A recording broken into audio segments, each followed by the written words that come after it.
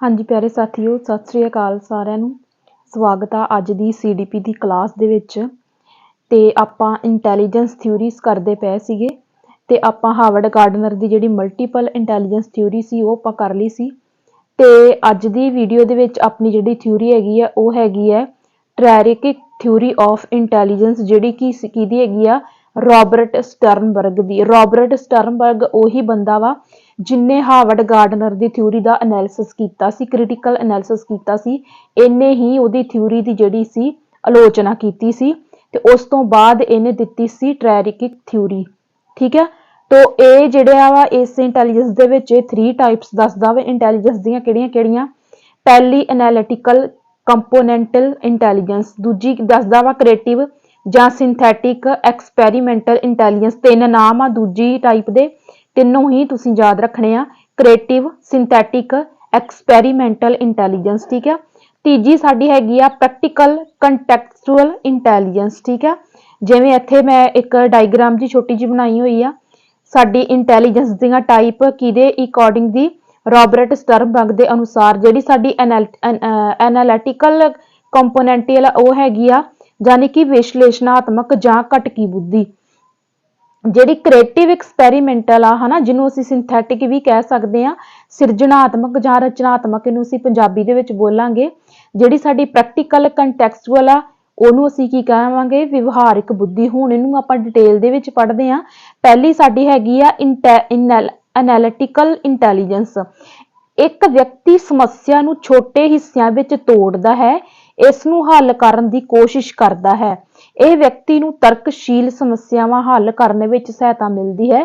ਬਹੁਤ ਹੀ ਆ ਐਨਾਲਿਟਿਕਲ ਦਾ ਮਤਲਬ ਹੁੰਦਾ ਵਾ ਕਿਸੇ ਚੀਜ਼ ਨੂੰ ਟੁਕੜਿਆਂ ਦੇ ਵਿੱਚ ਵੰਡ ਲੈਣਾ, ਪਰ ਇਹਦੇ ਵਿੱਚ ਇਸ ਇੰਟੈਲੀਜੈਂਸ ਦੇ ਵਿੱਚ ਕੀ ਆਊਗਾ, ਐਨਾਲਿਟਿਕਲ ਇੰਟੈਲੀਜੈਂਸ ਦੇ ਵਿੱਚ ਵੀ ਕੋਈ ਵੀ ਵਿਅਕਤੀ ਦੇ ਸਾਹਮਣੇ ਸਮੱਸਿਆ ਵਾ ਤੇ ਉਸ ਸਮੱਸਿਆ ਨੂੰ ਉਹ ਛੋਟੇ-ਛੋਟੇ ਹਿੱਸਿਆਂ ਦੇ ਵਿੱਚ ਵੰਡ ਲੂਗਾ।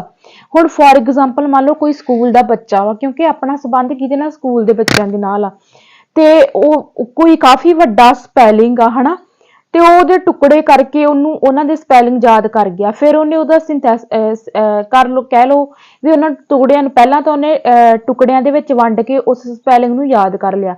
ਉਸ ਤੋਂ ਬਾਅਦ ਉਹਨੇ ਇਕੱਠਾ ਕਰ ਲਿਆ ਤੇ ਉਹ ਤੋਂ ਆਪਾਂ ਕੀ ਸਮਝ ਸਕਦੇ ਹਾਂ ਕਿ ਉਸ ਬੱਚੇ ਦੇ ਵਿੱਚ ਕੀ ਆ, ਐਨਾਲਿਟਿਕਲ ਇੰਟੈਲੀਜੈਂਸ ਆ। ਗੱਲ ਕਲੀਅਰ।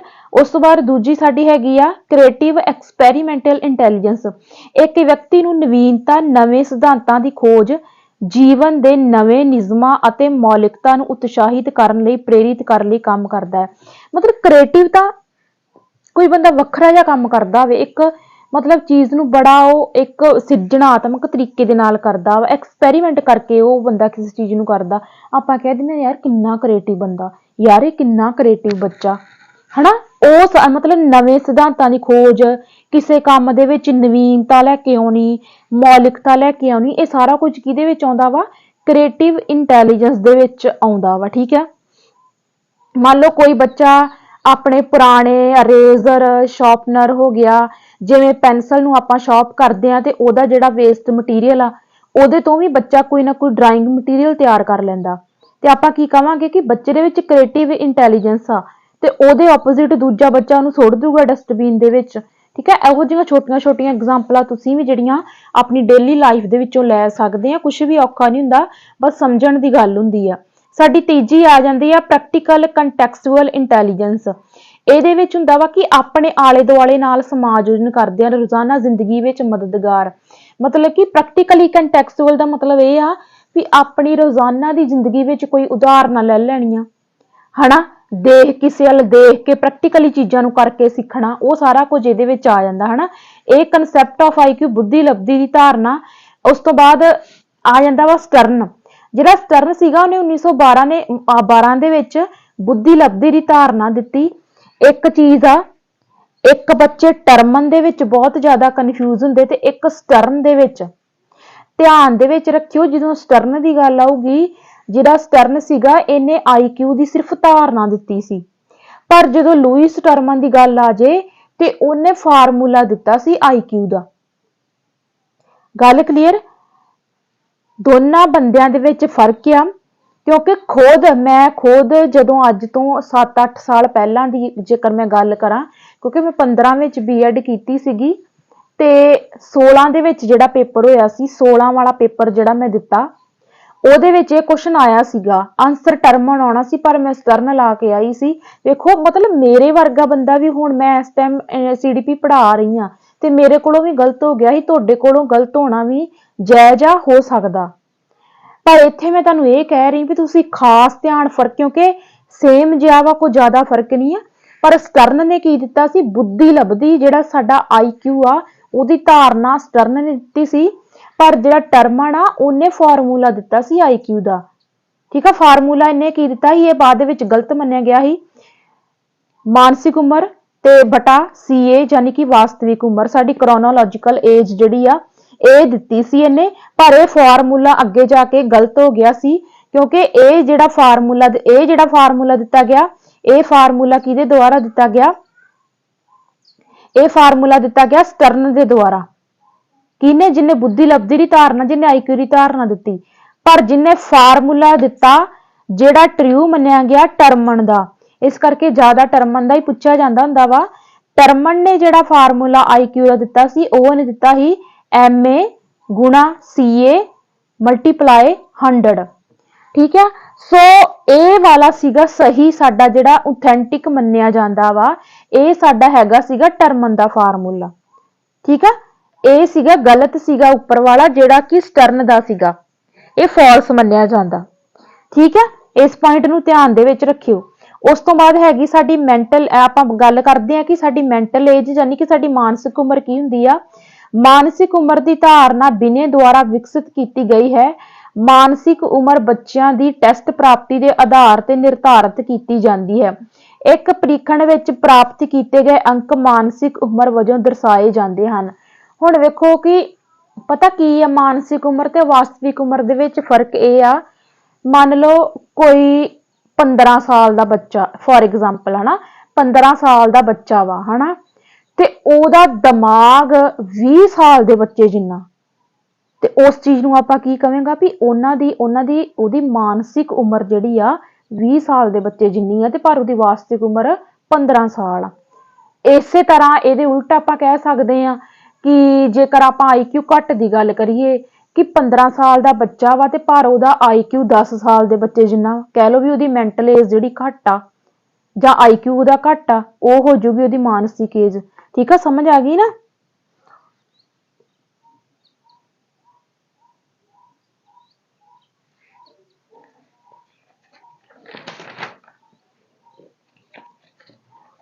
ਉਸ ਤੋਂ ਬਾਅਦ ਬਹੁਤ ਜ਼ਿਆਦਾ ਇੰਪੋਰਟੈਂਟ ਡਾਟਾ ਵਾ ਬੁੱਧੀ ਲੱਭਦੀ ਯਾਨੀ ਕਿ IQ ਦੇ, ਜਿਹੜਾ ਟਰਮਨ ਨੇ ਵਰਗੀਕਰਨ ਦਿੱਤਾ ਸੀ ਤੇ ਇਹੋ ਹੀ ਜ਼ਿਆਦਾ ਆਥੈਂਟਿਕ ਮੰਨਿਆ ਜਾਂਦਾ, ਕਿਉਂਕਿ ਜਿਹੜੇ ਬੰਦੇ ਨੇ IQ ਦਾ ਫਾਰਮੂਲਾ, ਜਿਹੜੇ ਬੰਦੇ ਦਾ ਟਰੂ ਹੋ ਗਿਆ ਤੇ ਉਹਨੇ ਜਿਹੜੇ IQ ਦੇ ਸਾਨੂੰ ਵਰਗੀਕਰਨ ਦਿੱਤਾ, ਉਹ ਬਹੁਤ ਜ਼ਿਆਦਾ ਸਹੀ ਮੰਨਿਆ ਜਾਂਦਾ। ਇਹਦੇ ਵਿੱਚੋਂ ਬਹੁਤ ਜ਼ਿਆਦਾ ਕੁਐਸਚਨ ਆਉਂਦੇ ਆ। ਵੇਖੋ ਇਹਦੇ ਵਿੱਚ ਇਹ ਕਹਿੰਦਾ ਵਾ ਇੱਕ ਸਾਈਡ ਤੇ ਆਪਾਂ IQ ਲਿਖ ਲੈਣਾ ਤੇ ਇੱਕ ਸਾਈਡ ਲਿਖ ਲੈਣਾ ਆਪਾਂ ਵਰਗ ਵਿਵਰਣ। ਵੇਖੋ ਜਿਹੜੇ ਬੱਚੇ ਦਾ IQ 140 ਹੋਵੇ ਉਹ ਬੱਚੇ ਮੰਨੇ ਜਾਂਦੇ ਆ ਜੀਨੀਅਸ ਔਰ ਨੀਅਰ ਜੀਨੀਅਸ, ਪ੍ਰਤਿਭਾਸ਼ਾਲੀ ਜਿਹਨੂੰ ਅਸੀਂ ਪੰਜਾਬੀ ਦੇ ਵਿੱਚ ਕਹਿ ਦਿੰਦੇ ਆ, ਉਹ ਬੱਚੇ ਜੀਨੀਅਸ ਮੰਨੇ ਜਾਂਦੇ ਆ। ਉਸ ਤੋਂ ਬਾਅਦ 120 ਤੋਂ 140 ਦੇ ਵਿੱਚ ਜਿਨ੍ਹਾਂ ਦਾ IQ ਆਉਂਦਾ, ਉਹ ਬੱਚੇ ਵੈਰੀ ਸੁਪੀਰੀਅਰ ਜਾਂ ਇੰਟੈਲੀਜੈਂਸ ਮੰਨੇ ਜਾਂਦੇ, ਵੈਰੀ ਸੁਪੀਰੀਅਰ ਇੰਟੈਲੀਜੈਂਸ ਬੱਚੇ ਉਹ ਮੰਨੇ ਜਾਂਦੇ ਆ, ਜਿਨ੍ਹਾਂ ਨੂੰ ਅਸੀਂ ਸਰਵਸ਼੍ਰੇਸ਼ਟ ਕਹਿ ਦਿੰਦੇ ਆ। 110 ਤੋਂ ਲੈ ਕੇ 119 ਦੇ ਵਿੱਚ ਜਿਨ੍ਹਾਂ ਦਾ IQ ਹੁੰਦਾ, ਉਹ ਹੁੰਦੇ ਆ ਸੁਪੀਰੀਅਰ ਇੰਟੈਲੀਜੈਂਸ ਜਾਂ ਜਿਨ੍ਹਾਂ ਨੂੰ ਅਸੀਂ ਸ੍ਰੇਸ਼ਟ ਕਹਿ ਦਿੰਦੇ ਆ। ਵੇਖੋ ਇਹ ਵੈਰੀ ਸੁਪੀਰੀਅਰ ਆ, ਮਤਲਬ ਸਰਵਸ਼੍ਰੇਸ਼ਟ ਆ। ਇਹ ਕੱਲਾ ਸੁਪੀਰੀਅਰ ਆ ਯਾਨੀ ਕਿ ਕੱਲਾ ਸ੍ਰੇਸ਼ਟ ਆ, ਜਿਹੜੇ 110 ਤੋਂ 119 ਦੇ IQ ਦੇ ਵਿੱਚ ਆਉਂਦੇ ਆ। ਉਸ ਤੋਂ ਬਾਅਦ 90 ਤੋਂ 109 ਤੱਕ ਦਾ ਜਿਹੜਾ IQ ਆ, ਇਹਦੇ ਵਿੱਚ ਆਉਂਦੇ ਆ ਸਾਡੇ ਨਾਰਮਲ ਐਵਰੇਜ ਇੰਟੈਲੀਜੈਂਸ ਵਾਲੇ ਬੱਚੇ, ਔਸਤ ਜਿਨ੍ਹਾਂ ਨੂੰ ਅਸੀਂ ਕਹਿ ਦਿੰਦੇ ਆ। ਉਸ ਤੋਂ ਬਾਅਦ 80 ਤੋਂ ਲੈ ਕੇ 89 ਦੇ ਵਿੱਚ ਜਿਨ੍ਹਾਂ ਬੱਚਿਆਂ ਦਾ IQ ਹੁੰਦਾ, ਉਹਨਾਂ ਨੂੰ ਅਸੀਂ ਬੈਲੋ ਐਵਰੇਜ ਔਸਤ ਤੋਂ ਘੱਟ ਬੁੱਧੀ ਜਿਨ੍ਹਾਂ ਨੂੰ ਅਸੀਂ ਕਹਿ ਦਿੰਦੇ ਆ।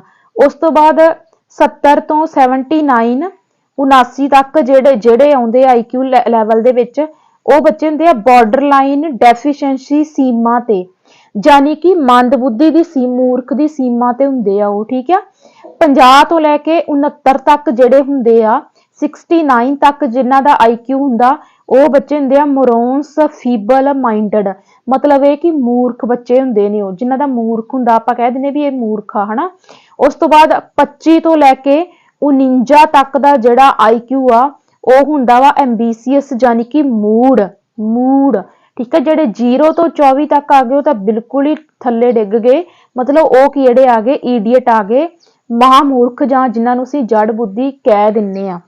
ਹੁਣ ਤੁਸੀਂ ਕਰਨਾ ਕੀ ਆ ਇਹਦਾ, ਕਿਉਂਕਿ ਇਹ ਇੱਕ ਸੀਕੁਐਂਸ ਵਾਈਜ਼ ਦਿੱਤਾ ਹੋਇਆ ਤੇ ਤੁਸੀਂ ਸੀਕੁਐਂਸ ਵਾਈਜ਼ ਇਹਨੂੰ ਯਾਦ ਰੱਖ ਸਕਦੇ ਆ। 140 120 ਤੋਂ 140, 110 ਤੋਂ 119, 90 ਤੋਂ 109, 80 ਤੋਂ 99, 70 ਤੋਂ 79, 50 ਤੋਂ 69, 25 ਤੋਂ 49, 0 ਤੋਂ 24। ਇਸ ਤਰ੍ਹਾਂ ਸੀਕੁਐਂਸ ਯਾਦ ਕਰਕੇ ਫਿਰ ਤੁਸੀਂ ਕਰ ਲੈਣਾ ਵਾ genius, very superior, superior intelligence, normal average, below average, borderline ਤੇ ਫੀਬਲ ਮਾਈਂਡਡ ਯਾਨੀ ਕਿ ਮੂਰਖ, ਐਂਬੀਸੀਅਸ ਤੇ ਈਡੀਅਟ। ਐਦਾਂ ਕਰਕੇ ਆ ਵੀ ਸੀਕੁਐਂਸ ਯਾਦ ਰੱਖ ਲੈਣਾ ਤੇ ਆ ਵੀ ਸੀਕੁਐਂਸ ਯਾਦ ਰੱਖ ਲੈਣਾ, ਤੇ ਪੇਪਰ ਦੇ ਵਿੱਚ ਤੁਹਾਨੂੰ ਕਿਸੇ ਵੀ IQ ਦੀ ਪੁੱਛਿਆ ਜਾਂਦਾ ਵਰਗ ਵਿਵਰਣ ਤੇ ਤੁਸੀਂ ਬੜੀ ਆਸਾਨੀ ਦੇ ਨਾਲ ਆਨਸਰ ਜਿਹੜਾ ਵਾ ਉਹ ਲਗਾਓਗੇ। ਉਸ ਤੋਂ ਬਾਅਦ ਸਾਡੇ ਆ ਜਾਂਦੇ ਆ ਇੰਟੈਲੀਜੈਂਸ ਟੈਸਟ, ਬਹੁਤ ਜ਼ਿਆਦਾ ਇੰਪੋਰਟੈਂਟ ਨੇ। ਜਦੋਂ ਅਸੀਂ ਟੈਸਟ ਆਫ ਇੰਟੈਲੀਜੈਂਸ ਦੇ ਫਾਦਰ ਦੀ ਗੱਲ ਕਰਦੇ ਆ, ਅਲਫਰੈਡ ਬਿਨੇ ਜਿਹੜੇ ਨੇ ਇਹ ਸਾਡੇ ਟੈਸਟ ਆਫ ਇੰਟੈਲੀਜੈਂਸ ਦੇ ਫਾਦਰ ਮੰਨੇ ਜਾਂਦੇ ਨੇ। Type of test of intelligence ਜਿਹੜੀਆਂ ਇਹਨਾਂ ਨੇ ਟਾਈਪ ਦਿੱਤੀਆਂ ਟੈਸਟਾਂ ਦੀਆਂ, ਇੱਕ ਸਾਡੇ ਹੈਗੇ ਸੀ ਵਰਬਲ ਟੈਸਟ, ਇੱਕ ਸਾਡੇ ਹੈਗੇ ਸੀ ਨਾਨ ਵਰਬਲ ਟੈਸਟ। ਉਸ ਤੋਂ ਬਾਅਦ ਗਰੁੱਪ ਇੰਟੈਲੀਜੈਂਸ ਟੈਸਟ ਵੀ ਹੈਗੇ, ਇਹ ਗਰੁੱਪ ਇੰਟੈਲੀਜੈਂਸ ਵੀ ਅੱਗੋਂ ਵਰਬਲ ਤੇ ਨਾਨ ਵਰਬਲ ਦੇ ਵਿੱਚ ਵੰਡੇ ਜਾਂਦੇ ਸੀ। ਤਾਂ ਸਭ ਤੋਂ ਪਹਿਲਾਂ ਆਪਾਂ ਗੱਲ ਕਰਾਂਗੇ ਵਰਬਲ ਇੰਟੈਲੀਜੈਂਸ, ਠੀਕ ਆ। ਵਰਬਲ ਟੈਸਟ ਜਿਹੜੇ ਸਾਡੇ ਇਸ ਕਿਸਮ ਦੀ ਬੁੱਧੀ ਪ੍ਰੀਖਣ ਵਿੱਚ ਬੁੱਧੀ ਦਾ ਮਾਪਣ ਸ਼ਾਬਦਿਕ ਰੂਪ ਵਿੱਚ ਜਾਂ ਤਾਂ ਲਿਖਤੀ ਪ੍ਰਸ਼ਨਾਂ ਦੁਆਰਾ ਕੀਤਾ ਜਾਂਦਾ ਹੈ, ਜਿਸ ਵਿੱਚ ਭਾਸ਼ਾ ਦੀ ਵਰਤੋਂ ਕੀਤੀ ਜਾਂਦੀ ਹੈ। ਮਤਲਬ ਵਰਬਲ ਟੈਸਟ ਦੇ ਵਿੱਚ ਕੀ ਹੋਣਾ ਕਿ ਬੱਚੇ ਦਾ ਆਪਾਂ ਲਿਖਤੀ ਟੈਸਟ ਲਵਾਂਗੇ, ਬੱਚੇ ਦਾ ਕਹਿ ਲਓ ਜਾਂ ਕਿਸੇ ਵਿਅਕਤੀ ਦਾ ਕਹਿ ਲਓ, ਆਪਾਂ ਜਿਹਦੇ ਵਿੱਚ ਕੀ ਕਰਾਂਗੇ ਲਿਖਤੀ ਟੈਸਟ ਲਵਾਂਗੇ, ਉਹਨੂੰ ਆਪਾਂ ਕੀ ਕਹਿ ਦਿੰਨੇ ਆ, ਉਹਨੂੰ ਆਪਾਂ ਕਹਿ ਦਿੰਨੇ ਆ ਵਰਬਲ ਟੈਸਟ, ਠੀਕ ਆ। ਤੇ ਬਿਨੇ ਸਾਈਮਨ ਬੁੱਧੀ ਪ੍ਰੀਖਣ 1905 ਹਨਾ, ਇਹਨੇ ਨਾ 3-4 ਟੈਸਟ ਦਿੱਤੇ ਸੀ ਬਿਨੇ ਸਾਈਮਨ ਦੇ। ਆਪਾਂ ਪਹਿਲਾਂ ਇਹਦਾ ਪੜ੍ਹਦੇ ਆ 1905 ਵਾਲਾ। 1905 ਵਿੱਚ ਬਿਨੇ ਨੇ ਸਾਈਮਨ ਦੇ ਸਹਿਯੋਗ ਨਾਲ ਪਹਿਲਾ ਬੁੱਧੀ ਪ੍ਰੀਖਣ ਬਣਾਇਆ, ਪ੍ਰੀਖਣ ਮਤਲਬ ਟੈਸਟ, ਠੀਕ ਆ, ਜਿਸ ਨੂੰ ਬਿਨੇ ਸਾਈਮਨ ਬੁੱਧੀ ਪ੍ਰੀਖਣ ਕਿਹਾ ਜਾਂਦਾ ਹੈ।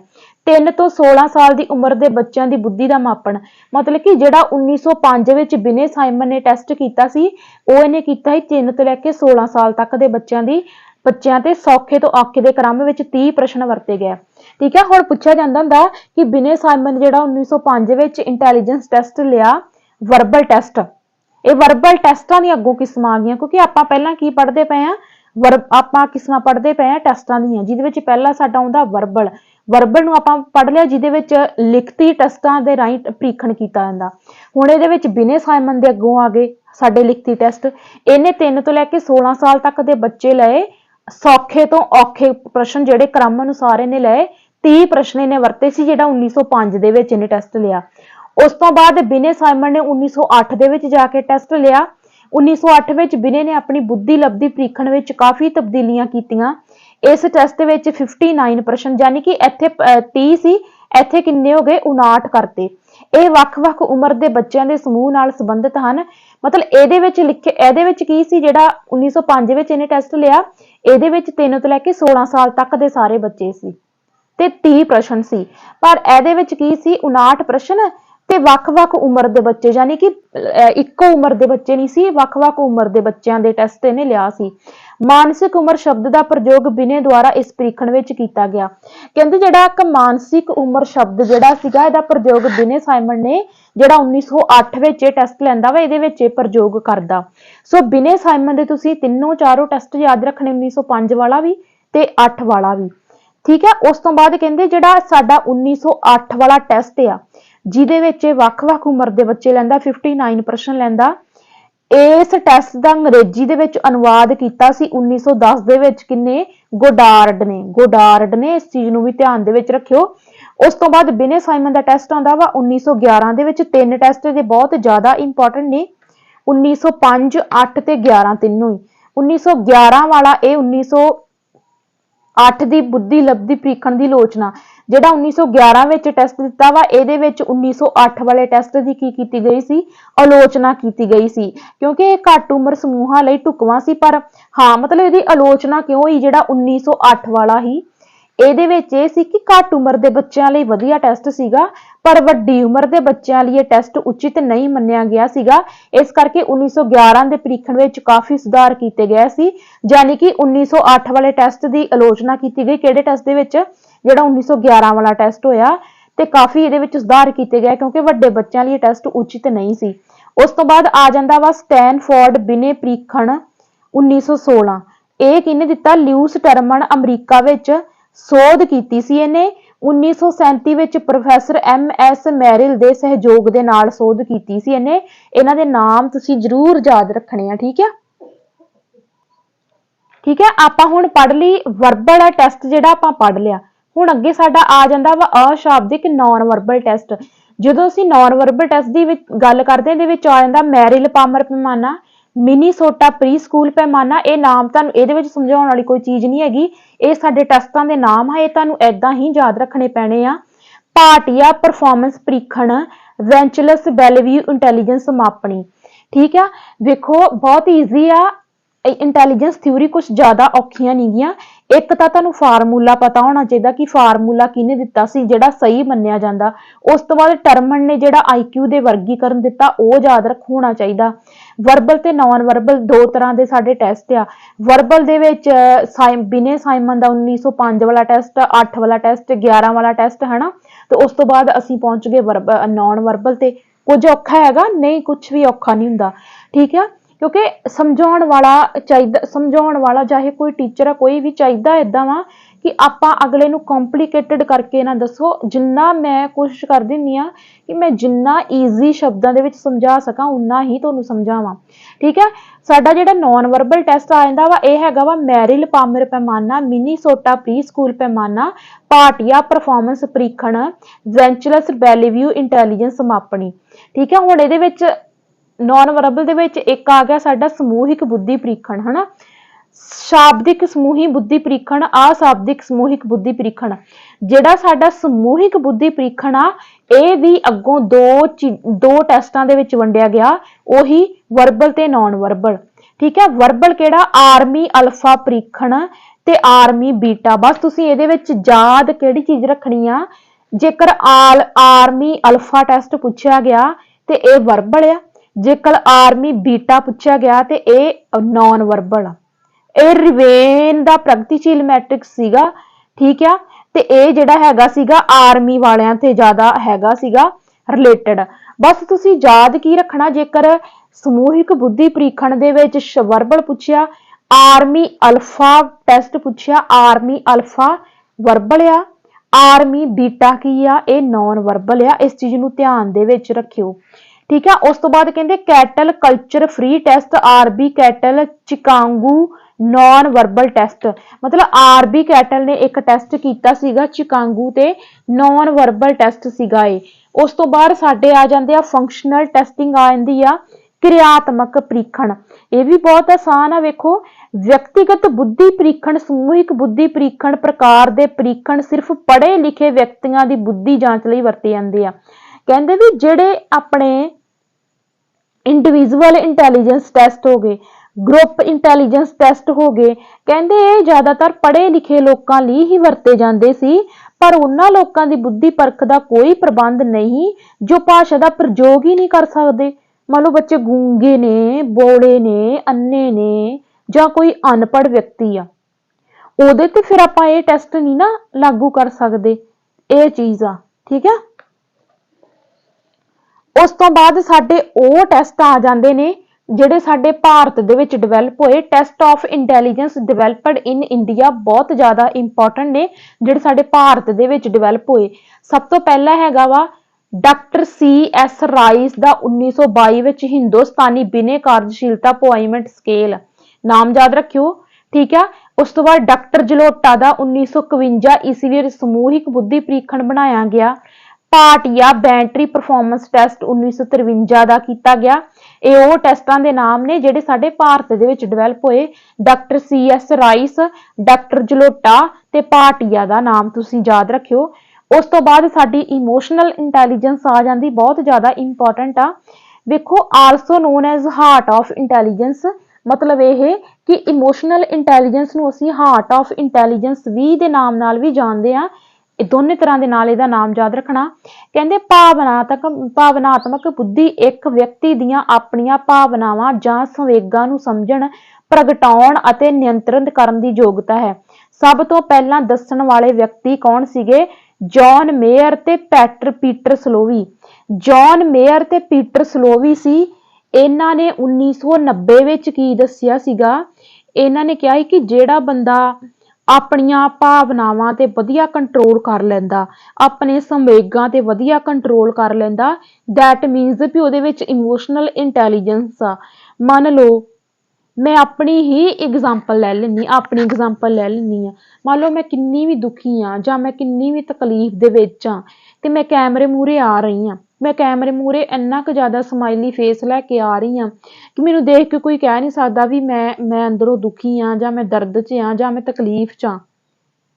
ਤੇ ਮੈਨੂੰ ਦੇਖ ਕੇ ਕੋਈ ਇਸ ਚੀਜ਼ ਦੀ ਜੱਜਮੈਂਟ ਹੀ ਨਹੀਂ ਕਰ ਸਕਦਾ। ਦੈਟ ਮੀਨਸ ਕਿ ਮੇਰਾ ਆਪਣੇ ਸੰਵੇਗਾਂ ਤੇ ਪੂਰਾ ਕੰਟਰੋਲ ਆ, ਮੇਰਾ ਆਪਣੀਆਂ ਭਾਵਨਾਵਾਂ ਤੇ ਪੂਰਾ ਕੰਟਰੋਲ ਆ। That is emotional intelligence. ਗੱਲ ਕਲੀਅਰ? ਇਹ ਕਿਹਨੇ ਦਿੱਤੀ ਸੀਗੀ? ਜੌਨ ਮੇਅਰ ਤੇ ਪੀਟਰ ਸਲੋਵੀ ਨੇ ਦਿੱਤੀ ਸੀ। ਇਸ ਪੁਆਇੰਟ ਨੂੰ ਧਿਆਨ ਦੇ ਵਿੱਚ ਰੱਖਿਓ। ਉਸ ਤੋਂ ਬਾਅਦ ਕਹਿੰਦੇ ਆ ਡੈਨੀਅਲ ਗੋਲਮੈਨ ਦੀ ਕਿਤਾਬ ਭਾਵਨਾਤਮਕ ਬੁੱਧੀ ਨੇ ਇਸ ਸ਼ਬਦ ਨੂੰ ਪੂਰੀ ਦੁਨੀਆ ਵਿੱਚ ਪ੍ਰਸਿੱਧ ਬਣਾਇਆ। ਗੋਲਮੈਨ ਦੇ ਅਨੁਸਾਰ IQ ਅਤੇ EQ ਕ੍ਰਮਵਾਰ ਕਿਸੇ ਵਿਅਕਤੀ ਦੇ ਜੀਵਨ ਵਿੱਚ ਸਫਲਤਾ ਲਈ ਸਿਰਫ 20% ਅਤੇ 80% ਮਹੱਤਵਪੂਰਨ ਹਨ। ਮਤਲਬ ਕਿ ਜਿਹੜਾ ਡੈਨੀਅਲ ਗੋਲਮੈਨ ਸੀਗਾ, EQ ਮਤਲਬ ਇਮੋਸ਼ਨਲ ਇੰਟੈਲੀਜੈਂਸ, ਠੀਕ ਹੈ। ਇਹ ਇਹਦੀ ਫੁੱਲ ਫਾਰਮ ਹੈ, ਇਹਨੂੰ ਧਿਆਨ ਦੇ ਵਿੱਚ ਰੱਖਿਓ। ਇਹਨੇ ਕਿਹਾ ਸੀ ਕਿ ਜਿਹੜੀ ਵਿਅਕਤੀ ਦੇ ਜੀਵਨ ਦੇ ਵਿੱਚ ਸਫਲਤਾ ਵਾ, ਉਹਦੇ ਵਿੱਚ ਜਿਹੜੇ ਸਾਡੀਆਂ ਇਮੋਸ਼ਨਲ ਇੰਟੈਲੀਜੈਂਸ ਆ 20% ਤੇ 80% ਜਿਹੜੀਆਂ ਵਾ ਮਹੱਤਵਪੂਰਨ ਆ।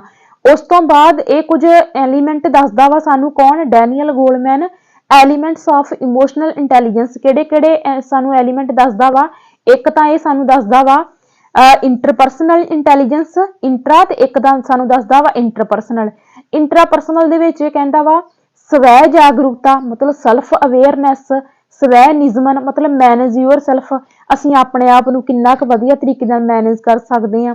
ਸਵੈ ਪ੍ਰੇਰਨਾ, ਸੈਲਫ ਮੋਟੀਵੇਸ਼ਨ, ਸਵੈ ਅਵੇਅਰਨੈਸ ਤੇ ਮੈਨੇਜ ਯੂਅਰ ਸੈਲਫ, ਇਹ ਕਿਹਦੇ ਵਿੱਚ ਆ ਗਿਆ? ਇੰਟਰਾਪਰਸਨਲ, ਠੀਕ ਆ। ਜਿਹਦੇ ਵਿੱਚ ਬੱਚਾ ਜਾਂ ਵਿਅਕਤੀ ਕੋਈ ਵੀ ਸਿਰਫ ਆਪਣੇ ਆਪ ਬਾਰੇ ਸੋਚੇ, ਉਹ ਹੁੰਦਾ ਵਾ ਇੰਟਰਾਪਰਸਨਲ। ਇੰਟਰਪਰਸਨਲ ਕੀ ਹੁੰਦਾ ਵਾ? ਇੰਟਰਪਰਸਨਲ ਦੇ ਵਿੱਚ ਹੁੰਦਾ ਵਾ ਜਿਹੜਾ ਦੂਜਿਆਂ ਦੇ ਬਾਰੇ, ਸਮਾਜਿਕ ਹੁਨਰ ਸਿੱਖਣੇ, ਦੂਜਿਆਂ ਦੇ ਨਾਲ ਦਇਆ ਭਾਵਨਾ ਰੱਖਣੀ, ਹਮਦਰਦੀ ਫੀਲ ਕਰਨਾ, ਦੂਜਿਆਂ ਦੇ ਨਾਲ ਹਮਦਰਦੀ ਜਤਾਉਣਾ, ਅਗਲੇ ਦੇ ਨਾਲ ਵਧੀਆ ਮਤਲਬ ਏਦਾਂ ਦਾ ਰਵੱਈਆ ਕਰਨਾ ਜਿਹਦੇ ਨਾਲ ਅਗਲੇ ਨੂੰ ਕੋਈ ਠੇਸ ਨਾ ਪਹੁੰਚੇ, ਅਗਲੇ ਨੂੰ ਵੀ ਵਧੀਆ ਫੀਲ ਹੋਵੇ, ਉਹ ਹੁੰਦਾ ਵਿਅਕਤੀ ਇੰਟਰਪਰਸਨਲ। ਇੰਟਰਾਪਰਸਨਲ ਕਿਹੜਾ ਹੁੰਦਾ? ਜਿਹੜਾ ਸੈਲਫ ਅਵੇਅਰ ਹੋਵੇ, ਸੈਲਫ ਮੋਟੀਵੇਟ ਹੋਵੇ, ਜਿਹੜਾ ਆਪਣੇ ਆਪ ਨੂੰ ਵਧੀਆ ਮੈਨੇਜ ਕਰ ਸਕਦਾ ਹੋਵੇ, ਜਿਹੜਾ ਸਿਰਫ ਆਪਣੇ ਆਪ ਪ੍ਰਤੀ ਜਿਹੜਾ ਵਾ ਸੰਬੰਧ ਰੱਖਦਾ ਹੋਵੇ, ਉਹਨੂੰ ਦੂਜੇ ਨਾਲ ਕੋਈ ਵਾਸਤਾ ਨਹੀਂ, ਠੀਕ ਹੈ। ਇਹ ਐਲੀਮੈਂਟ ਦਿੱਤੇ ਸੀਗੇ ਗੋਲਮੈਨ ਨੇ ਕਾਦੇ? ਇਮੋਸ਼ਨਲ ਇੰਟੈਲੀਜੈਂਸ ਦੇ, ਠੀਕ ਹੈ।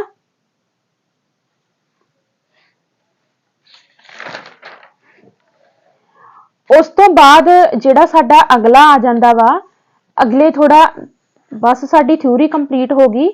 ਭਾਵਨਾਤਮਕ ਬੁੱਧੀ ਦਾ ਸੰਬੰਧ ਸਮਾਜਿਕ ਬੁੱਧੀ ਨਾਲ ਹੈ। ਕਹਿੰਦੇ ਜਿਹੜੀ ਇਮੋਸ਼ਨਲ ਇੰਟੈਲੀਜੈਂਸ ਆ, ਇਹ ਗੋਲਮੈਨ ਕਹਿ ਰਿਹਾ, ਠੀਕ ਹੈ। ਕਹਿੰਦਾ ਕਿ ਜਿਹੜੀ ਸਾਡੀ ਇਮੋਸ਼ਨਲ ਇੰਟੈਲੀਜੈਂਸ ਆ, ਠੀਕ ਹੈ,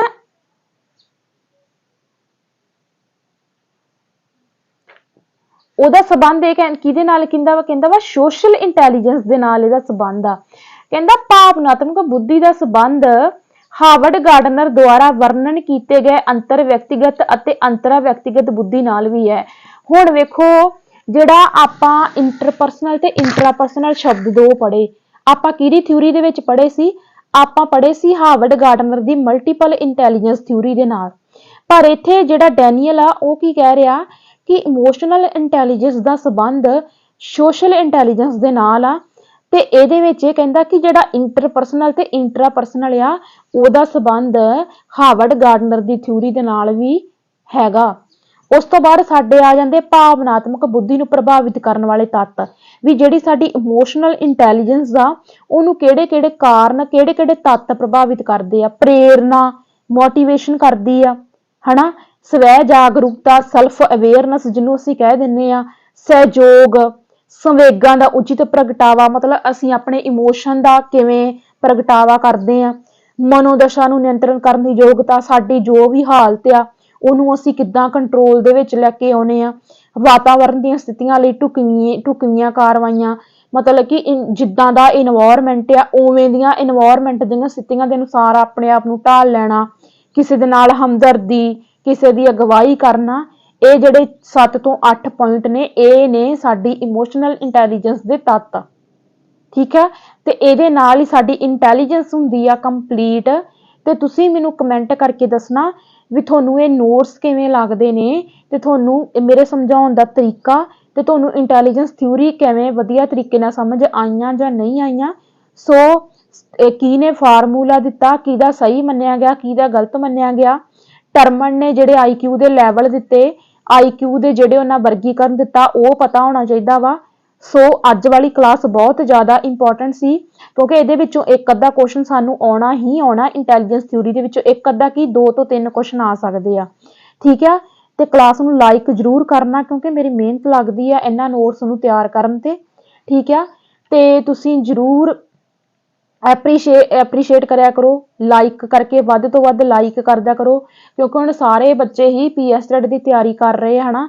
ਤੇ ਸਾਰੇ, ਕਿਉਂਕਿ ਸਾਰਿਆਂ ਨੂੰ ਕਹਿ ਲਓ ਵੀ ਥਿਊਰੀ YouTube ਤੇ ਨਹੀਂ ਮਿਲਦੀ, ਜ਼ਿਆਦਾਤਰ ਸਾਨੂੰ YouTube ਤੇ MCQ ਮਿਲਦੇ ਆ। ਤੇ ਕਈ ਬੱਚਿਆਂ ਨੂੰ ਹੁੰਦਾ ਵਾ ਕਿ ਸਾਨੂੰ ਕੋਈ ਥਿਊਰੀ ਮਿਲੇ YouTube ਤੇ, ਹਨਾ। ਤੇ MCQ ਲਾਉਣ ਦਾ ਤਾਂ ਹੀ ਫਾਇਦਾ ਵਾ ਜੇਕਰ ਸਾਡੇ ਥਿਊਰੀ ਦੇ ਵਿੱਚੋਂ ਕਨਸੈਪਟ ਕਲੀਅਰ ਹੋਏ ਆ। ਤਦ ਤੱਕ ਇਕੱਲੇ MCQ ਲਾਉਣ ਦਾ ਵੀ ਕੋਈ ਫਾਇਦਾ ਨਹੀਂ ਹੈਗਾ, ਠੀਕ ਆ। ਸੋ ਸਾਰੇ ਸਾਥੀਆਂ, ਦੋਸਤਾਂ, ਮਿੱਤਰਾਂ ਤੱਕ ਕਲਾਸ ਨੂੰ ਜ਼ਰੂਰ ਸ਼ੇਅਰ ਕਰਦਿਆ ਕਰੋ, ਤਾਂ ਕਿ ਸਾਰਿਆਂ ਦਾ ਹੀ ਫਾਇਦਾ ਹੋ ਸਕੇ, ਠੀਕ ਆ। ਸੋ ਆਪਾਂ ਮਿਲਾਂਗੇ ਅਗਲੀ ਕਲਾਸ ਦੇ ਵਿੱਚ, ਤੇ ਇਹਦੀ PDF ਤੁਹਾਨੂੰ ਮਿਲੇਗੀ ਮੇਰੇ ਟੈਲੀਗ੍ਰਾਮ ਚੈਨਲ ਤੇ। ਜਿਨ੍ਹਾਂ ਬੱਚਿਆਂ ਨੇ ਟੈਲੀਗ੍ਰਾਮ ਚੈਨਲ ਜੁਆਇਨ ਨਹੀਂ ਕੀਤਾ, ਇਸੇ ਹੀ ਵੀਡੀਓ ਦੇ ਡਿਸਕ੍ਰਿਪਸ਼ਨ ਦੇ ਵਿੱਚ ਜਾ ਕੇ ਤੁਸੀਂ ਚੈੱਕ ਕਰ ਲੈਣਾ, ਉੱਥੇ ਟੈਲੀਗ੍ਰਾਮ ਦਾ ਲਿੰਕ ਪਿਆ ਹੋਊਗਾ, ਉੱਥੇ ਤੁਸੀਂ ਕਲਿੱਕ ਕਰਕੇ ਮੇਰੇ ਟੈਲੀਗ੍ਰਾਮ ਚੈਨਲ ਤੇ ਜੁਆਇਨ ਹੋ ਜਾਓਗੇ। ਤੇ ਉੱਥੇ ਤੁਹਾਨੂੰ ਮਿਲਦੀਆਂ ਨੇ ਮੇਰੀਆਂ ਜੋ ਵੀ ਮੈਂ ਕਲਾਸ ਦੇ ਵਿੱਚ ਮਟੀਰੀਅਲ ਕਰਵਾਉਣੀ ਆ, ਉਹਦੇ ਅਕੋਰਡਿੰਗਲੀ PDF, ਠੀਕ ਆ। ਤੇ ਮਿਲਾਂਗੇ ਫਿਰ ਆਪਾਂ ਅਗਲੀ ਵੀਡੀਓ ਦੇ ਵਿੱਚ। ਸਤਿ ਸ਼੍ਰੀ ਅਕਾਲ ਸਾਰਿਆਂ ਨੂੰ।